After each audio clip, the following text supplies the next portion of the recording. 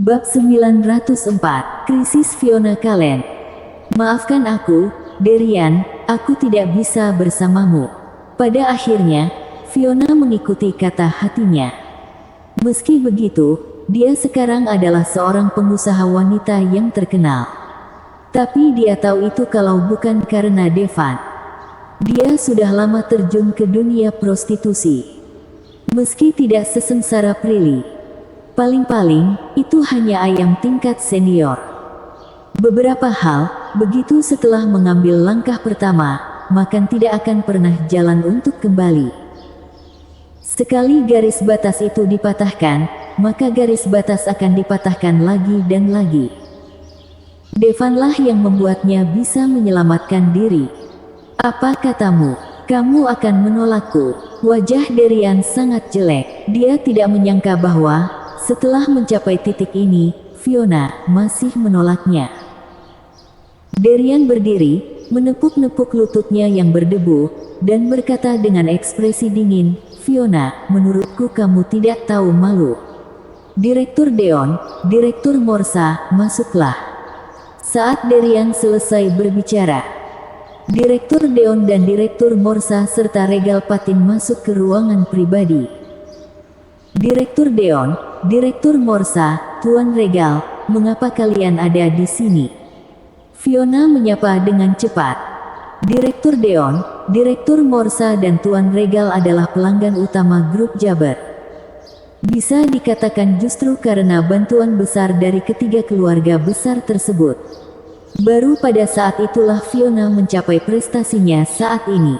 Tentu saja, mereka tidak membantu Fiona secara sukarela. Bagaimanapun, pendukung Fiona adalah pimpinan Antares.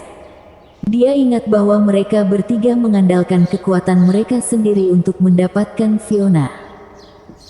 Kemunculan Devanlah yang membuat mereka mengerti apa artinya di atas langit masih ada langit dan di atas manusia masih ada manusia.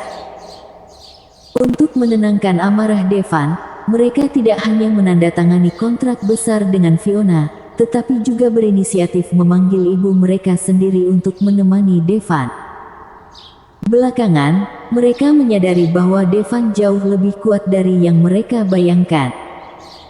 Dia benar-benar menjadi pimpinan Antares.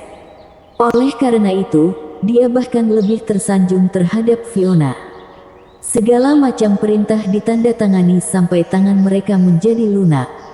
Sekalipun mereka tidak ingin mendapatkan keuntungan atau bahkan merugi, mereka tidak keberatan.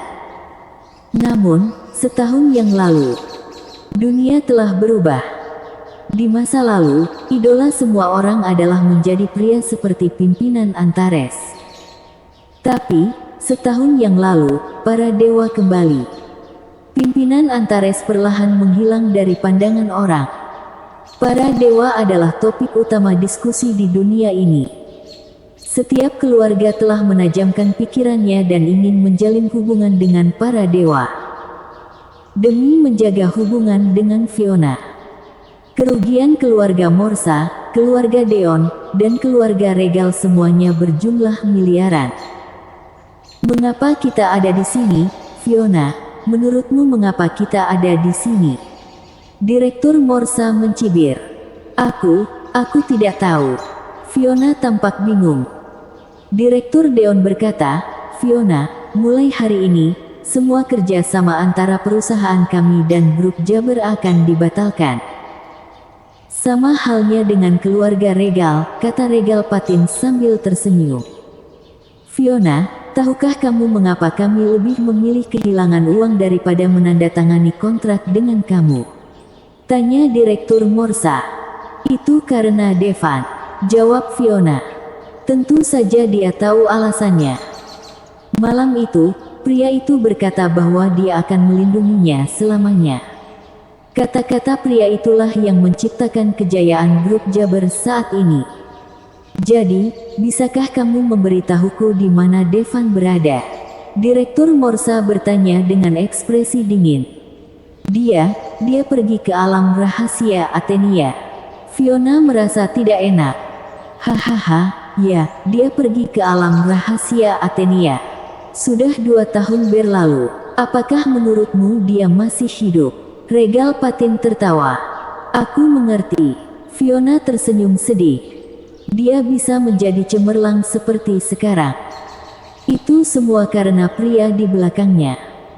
Tapi pria itu telah menghilang selama 2 tahun. Kemungkinan besar dia telah mati di alam rahasia Athenia yang berbahaya. Orang-orang ini bisa menunggu sampai sekarang untuk berpaling. Ini sudah terlalu lama. Kalau begitu mari kita batalkan kerja sama. Meskipun aku, Fiona Kallen, keluarga Jabber kami akan menderita kerugian besar, tapi belum tentu runtuh.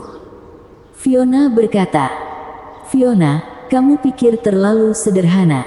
Apakah menurutmu kami akan membatalkan pesanan semudah itu? Regal Patin mendengus dingin.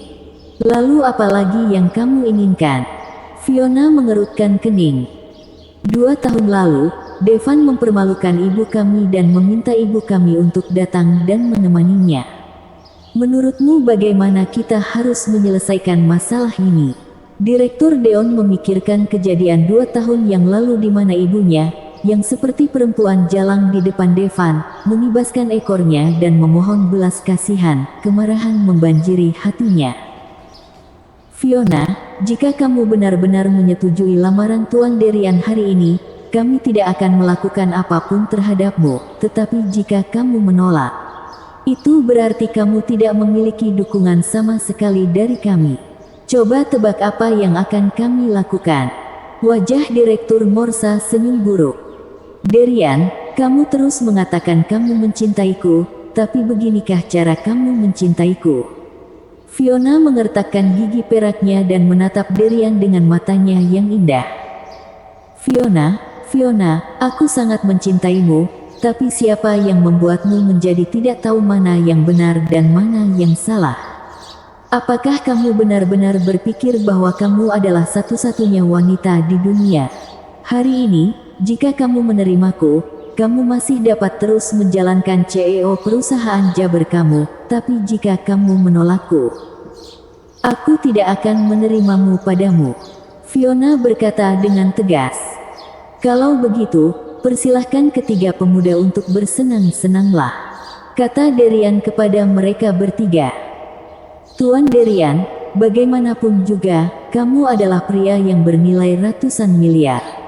Wanita seperti apa yang tidak menginginkan kamu? Mengapa kamu harus bergantung? Jika itu aku akan melehinya dengan paksa, kata Direktur Morsa.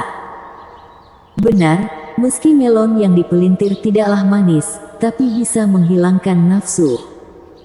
Direktur Deon, bagaimanapun juga, kamu telah mengejarnya selama bertahun-tahun. Ayo kita pergi bersama saja nanti. Ekspresi ketakutan muncul di wajah cantik Fiona. Dia menelan ludahnya dan berkata, kalian, jangan main-main. Haha, apa salahnya kita main-main saja? Devan berani meminta ibuku untuk menemaninya saat itu. Sekarang, wajar jika aku meminta wanitanya untuk menemani kita, kan? Fiona, jangan berpura-pura murni. Di belakangku, sudah banyak kali kamu dilecehkan oleh Devan bajingan itu, kan? Aku tidak melakukannya. Sudahlah, ayo kita periksa dan kita akan tahu. Hahaha. Beberapa bos berkumpul di sekitar Fiona. Paksa Fiona ke sudut. Segera, Fiona tidak bisa mundur. Fiona, kamu bilang kamu punya kesempatan bagus, mengapa kamu tidak menghargainya? Tahukah kamu berapa banyak orang yang ingin menikah dengan Derian? Melihat pemandangan ini, ekspresi lega muncul di wajah Valen. Pada saat masa sekolah, Fiona diberkati dengan lingkaran cahaya di sekelilingnya. Dia juga tercantuk sekolah dan menjadi ketua kelas. Setelah dia terjun ke dunia masyarakat, ia menjadi CEO lagi. Tapi dia, Valen, sampai sekarang, masih menjadi penjual yang biasa. Dia hanya ingin menjilat pria besar seperti Derian. Orang lain juga tidak memberinya kesempatan. Fiona, tahukah kamu, Sebenarnya aku menelepon Direktur Morsa, Direktur Deon, dan Tuan Regal. Aku memberitahu mereka bahwa Devan sudah mati. Melihat Fiona akan mengalami nasib buruk, Valen merasa sangat bersemangat. Tidak, Devan tidak akan mati, kata Fiona sambil menggelengkan kepalanya. Aku tidak tahu apakah dia sudah mati atau belum. Aku hanya tahu selanjutnya, kamu akan mati dilecehkan, hahaha. Valen tertawa terbahak-bahak. Bersambung.